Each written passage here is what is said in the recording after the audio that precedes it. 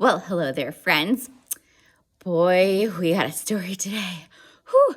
Okay, so if you think back, we remember talking about Paul. So Paul was an apostle. He was traveling around the world telling people about Jesus, right?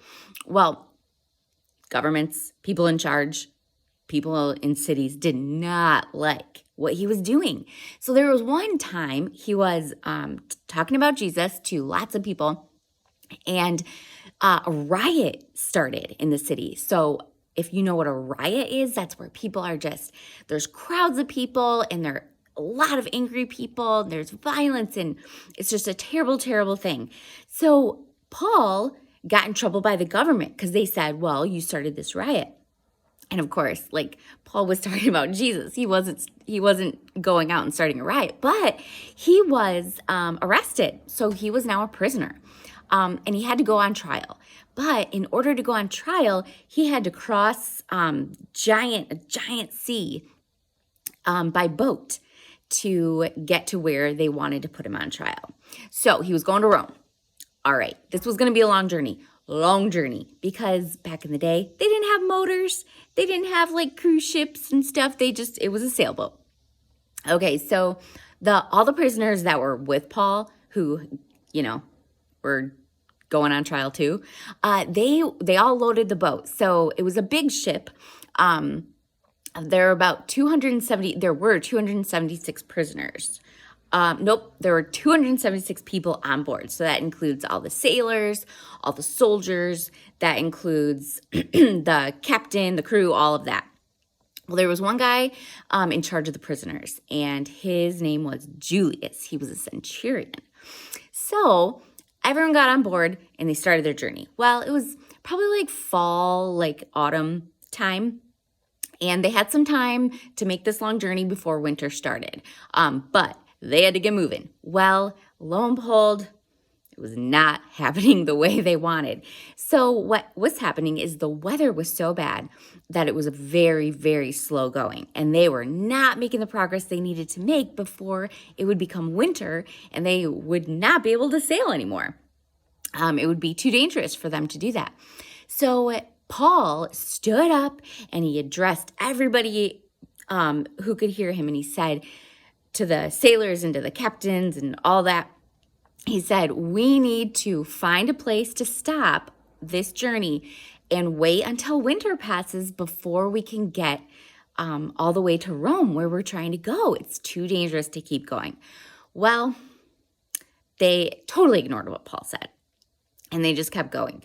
They're like, nope, it'll be fine. We're good. So not very long after that, a huge hurricane force wind, so this mighty wind came and just battered the ship. It took the ship off their path.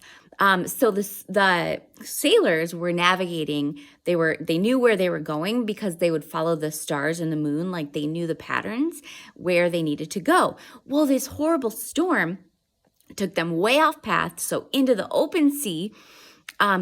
And the storm was so bad, like for so many days, that they could not see the moon and the stars.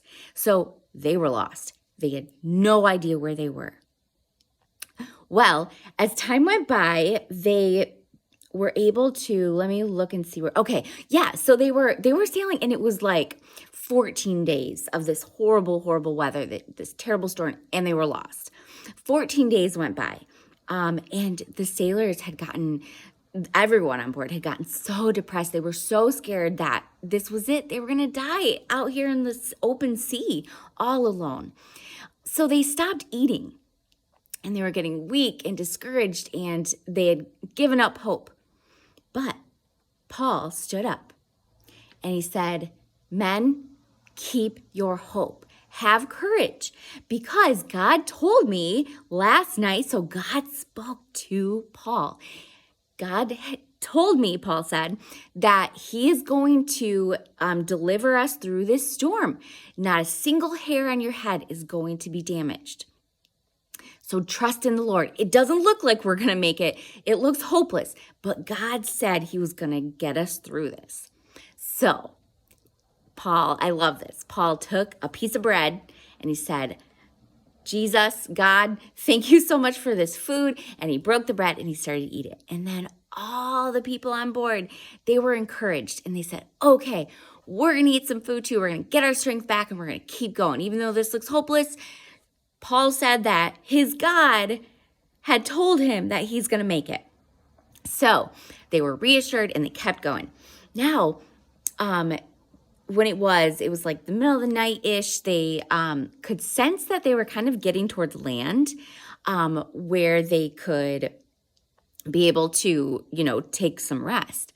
Well, the problem is they were in like a deep part, but if you can't see where the land starts, you could destroy the ship, destroy the sailboat, because if you go close to shore and you don't know where like the rocks are, these giant jagged rocks can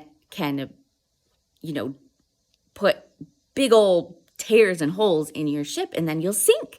So they sensed that there was, they were getting towards land, and they just prayed for daylight.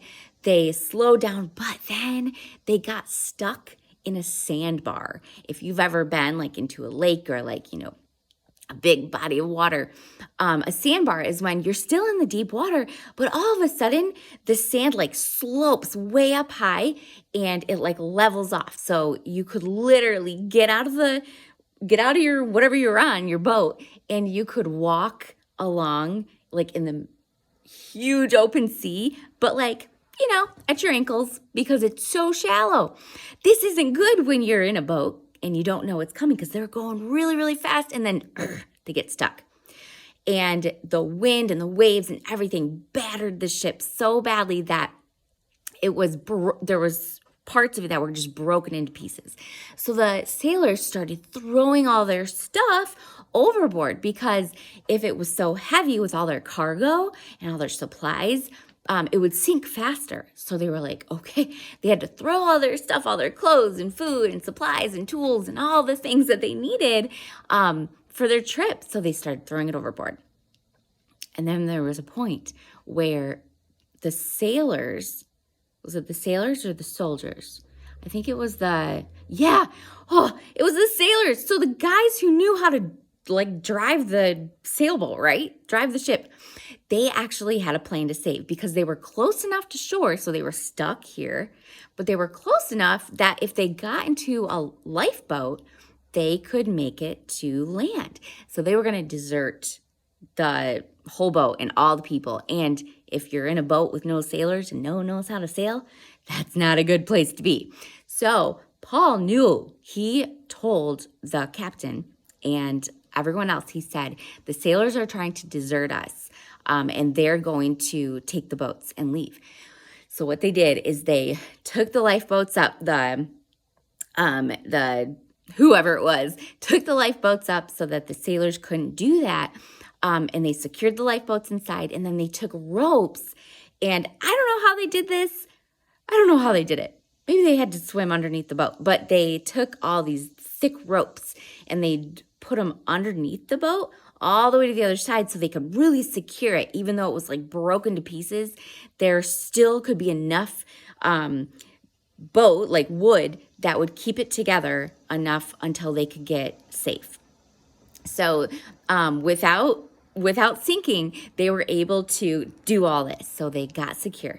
And then the soldiers, so here the sailors were going to desert the boat and leave everyone high and dry or deep and lost.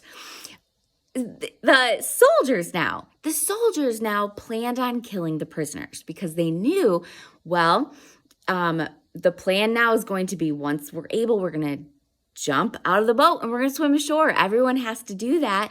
And if they can't swim, they're going to have to float on planks of wood, right, to get to shore. But the soldiers were like, we have to kill them because if we're swimming to shore and they beat us to shore, they're going to get free and they're going to escape. But the centurion, if you remember, I mentioned the name Julius. Julius he was the centurion in charge of all the prisoners. And he said, here's the thing, guys. Paul he had really learned to trust Paul, and he knew that Paul believed in this God, the true God, right? He believed in this God, and God said he was going to protect them and bring them safely across shore.